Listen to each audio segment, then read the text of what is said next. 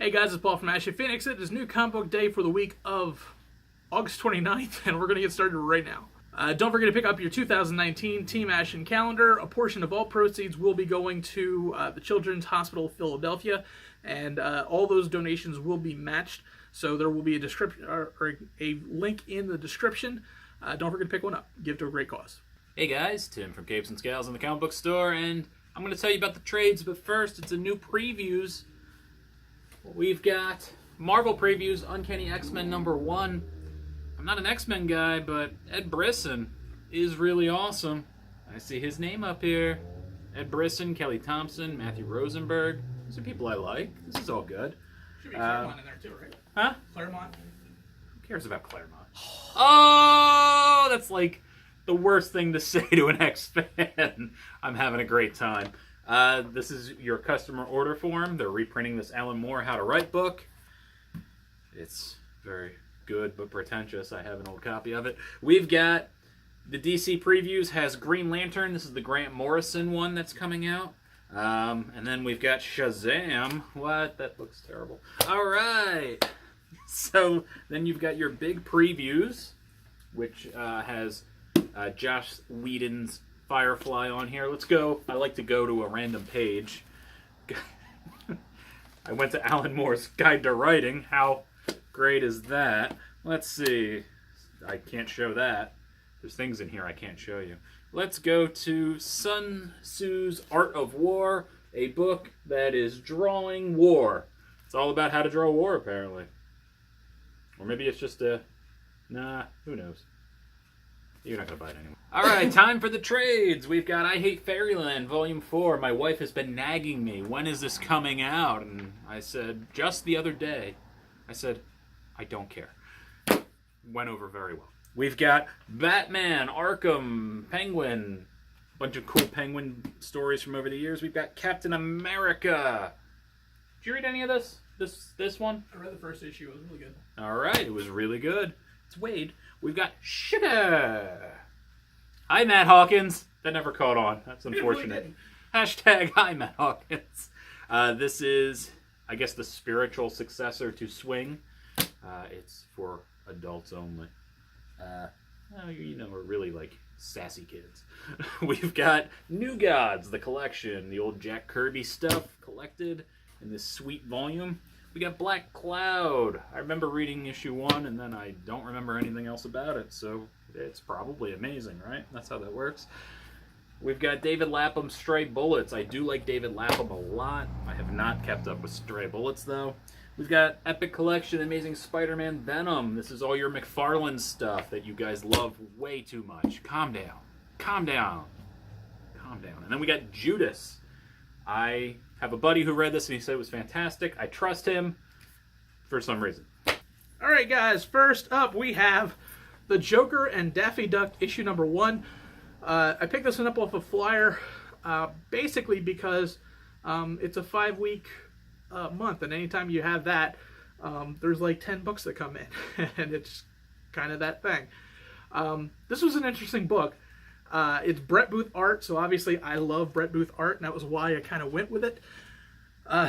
The crux of the story, at least, it's a two-story book. The first one is Daffy Duck is trying to cash in on a warranty from the Acme Corporation and cannot get to a real person, and goes to Gotham, which is where the headquarters are, and bumps into the Joker. And to get out of being killed by the Joker, his quick thinking becomes a henchman for the Joker. Becomes the best henchman, and then obviously he does what he does because he doesn't want to get people killed, and the Joker wants people to die. And the second story is kind of an interesting spoof off of Silence of the Lambs, so you just know how that's going to go. It was a fun read. And that's kind of why you pick up these books. You don't pick up these books for anything serious, anything crazy. You pick it up for the fun because it's Looney Tunes. And this was good, and the art was fantastic. The art was great on the second thing, but obviously I'm a Brett Booth fan, so definitely go ahead and pick this one up. Man, Paul's right. These 5 Wednesday months, they really get you, man. You end up reading things you don't normally want to read. I'm just going to warn you now, I read an X book, okay? So let's just calm down, everybody. Let's calm down. We're going to start with my first pick. I read Scarlet, #1. Brian Michael Bendis book. This book isn't bad, but I have to really tell you, if you haven't read anything else Scarlet, you're going to be so lost, and you're going to hate yourself for buying this. I know a little bit about Scarlet. I was able to wade my way through the murky, dark water that was this book. It's not bad, but if you don't read the other stuff, you won't care. Read the other stuff, you might like this. I was really surprised at how poorly you are able to dive into this book. What the hell, Bendis? The hell? What up? Next up, I have a twofer, because it's the same writer, so I decided to do two. We have Wayward, issue number 28, and then we also have Rick and Morty, Dungeons and Dragons, issue number 1. Yes, Rick and Morty and Dungeons and Dragons. Wayward first. We are wrapping up this book. I think there are only 2 more issues left. The main bad guy has set loose an Oni, which is a Japanese demon from hell, and things go really bad for the group. They're not pulling any punches. Some of your favorite people may or may not make it out of this story. I have a feeling that he's going to go kind of J.R.R. Martin on some of these people, and some of your favorites are not going to make it out here. But we have 2 more issues to figure out if they do make it to the end. But I really love this story. It has been a fantastic series, and even once it's done, you should pick up the trays because this is really good. Rick and Morty Dungeons and Dragons is it's Rick and Morty and Dungeons and Dragons. Jim Zub writes the comic fairly well. I've seen a little bit better in other comics, but he does a very good job, at least on the technical side of Dungeons and Dragons, because this is a very inside baseball kind of feel to it, and it's very Dungeons and Dragons heavy. If you are a fan of playing the game, you will love all the inside jokes and everything that comes from this book. But basically, Morty is trying to get laid, and he finds out that everybody now is into Dungeons and Dragons because of Critical Role and Twitter. So he gets Rick to try to teach him how to play Dungeons and Dragons, and things just go bad. And it's a funny thing. I can't wait to see issue number 2. It was definitely a fun read, but you should definitely pick up both of them. All right, next up is that X book I read. Hunt for Wolverine, Dead Ends by Charles Soule, who is an awesome person, and I like Charles Soule quite a bit. This Al's book... favorite guy. Huh? Al's favorite guy. It is Al's favorite. Charles Soule, you're Al's favorite. For whatever that's worth to you, I don't know. Letter 44. Letter 44 is what did it, yep. He loves you. Like, almost a creepy amount, but he's harmless. Hashtag hi, Charles Soule. I'm off of Matt Hawkins, he didn't say hi to me. He said hi to me before, it's fine. Will you calm down? I'm trying to talk about this Wolverine thing. Alright, so this book focuses on Daredevil and Tony Stark and Kitty Pryde meeting up at the X-Mansion to discuss all those little tie-in books you've been reading.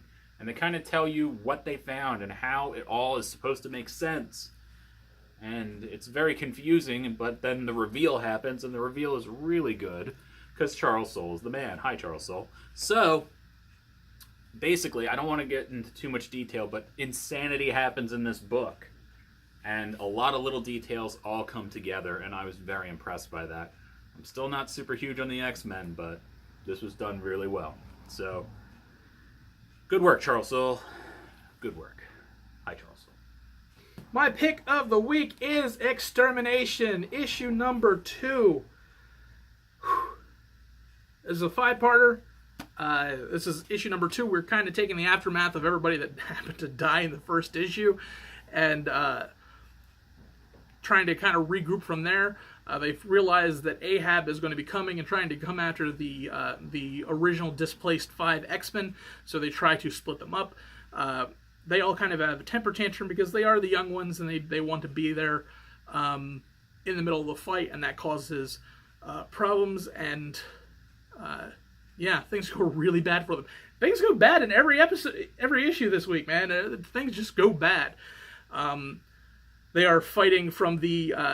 They end up having a fight with the main bad guy, which is Ahab, and then the other kind of bad guy. We don't really know what's going on. I'm not going to mention who he was because it's a spoiler from the first issue. But we have everybody divided, and we are really seeing where this is going to go. The end of this issue is rough, and it's only going. The next issue is going to be bad. I have a feeling wholesale people are going to be dying in the next issue, just based on what happened at the very last panel of this book. But it is worth picking up if you're an X-Men fan.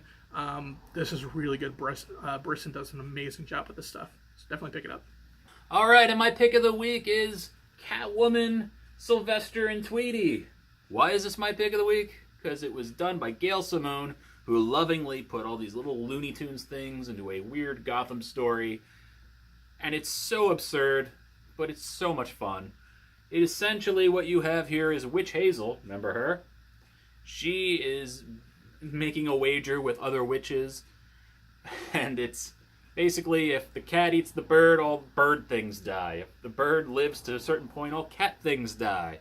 So, Catwoman helps Sylvester try to catch the bird, and Black Canary is helping Tweety survive, and everybody who is cat-themed versus everybody who is bird-themed.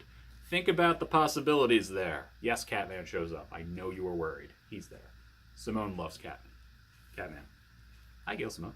I'm just craving attention right now. I have mental issues. This book was a lot of fun. It was a lot of fun. It had really cool... It felt... First of all, you are reading... They both have speech impediments, right? They're written perfectly. It was very fun. It got a little old, but it doesn't detract that much from the book. And the book was fun. And like I said, cat people versus bird people. What more could you want? I mean, come on. This was fun. Just read it. Alright guys, that's the end of the video because we're done. And that's how it ends. But before I go, I'm going to plug something, Paul. You can't stop me. I mean, I could, but... Don't stop me, Paul. This is my friend's book. It's called Starfall. Capes and Scales actually makes a cameo. Not in this issue, I don't think. But we do. And it's the hit webcomic. So make sure you come and buy it. I only have a limited amount of them at the comic book store, 30 North Main Street, Glassboro, New Jersey. Come visit me. Come buy Starfall. Check them out. They're really great. The artist, Val, she's awesome. She's in the UK. Hi, the UK. So, come buy Starfall. You get 2 books for $5. What? That's insane. That's stupid insane. Come do it. Just buy the damn book already, will you?